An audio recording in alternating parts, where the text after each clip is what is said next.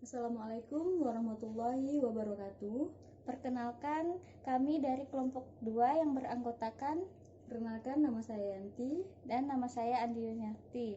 Di sini kami membahas tentang pemakaian tanda baca.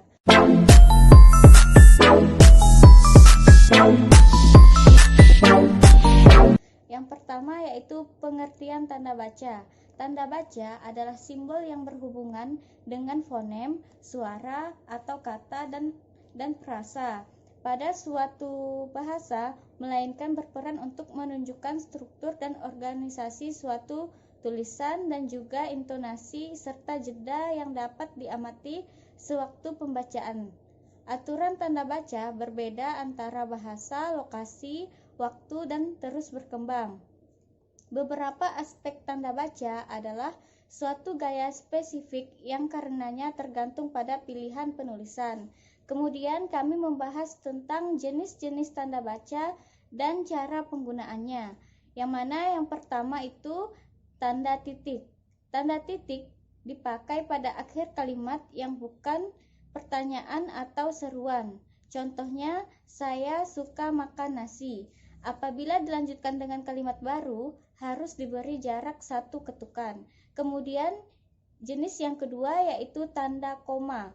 Tanda koma dipakai di antara unsur-unsur dalam suatu pemerincian atau pembilangan. Contoh, saya menjual baju, menjual celana, dan topi. Kemudian jenis yang ketiga, tanda titik koma. Tanda titik koma, hal-hal yang perlu kita perhatikan mengenai tanda titik koma adalah sebagai berikut. Tanda titik koma dapat dipakai untuk memisahkan bagian-bagian kalimat yang sejenis dan setara. Contoh, makan malam semakin larut. Titik koma, pekerjaan kami belum selesai juga. Kemudian dilanjutkan penjelasannya kepada Saudari Yanti. Baiklah, selanjutnya adalah tanda titik dua. Tanda titik dua dipakai pada akhir suatu pernyataan lengkap bila diikuti atau pemakaian. Contoh, kita sekarang memerlukan perabotan rumah tangga seperti meja dan lemari. Tanda hubung. Tanda hubung menyambungkan unsur-unsur kata ulang. Contoh, anak-anak, berulang-ulang. Pada tulisan cepat dan natula dan tidak dipakai pada tes karangan. Tanda pisah. Tanda pisah membatasi penyisipan atau kalimat yang memberikan penjelasan khusus di luar bangun kalimat. Contoh, Wikipedia Indonesia. Saya harapkan akan menjadi Wikipedia terbesar. Tanda tanya. Tanda tanya dipakai pada akhir kalimat tanya. Contohnya, kapan kamu berangkat? Apakah Andi sudah datang? Tanda seru. Tanda seru dipakai sesudah ungkapan atau pernyataan yang berupa seruan atau perintah, atau menggambarkan kesungguhan, ketidakpercayaan, atau rasa emosi yang kuat.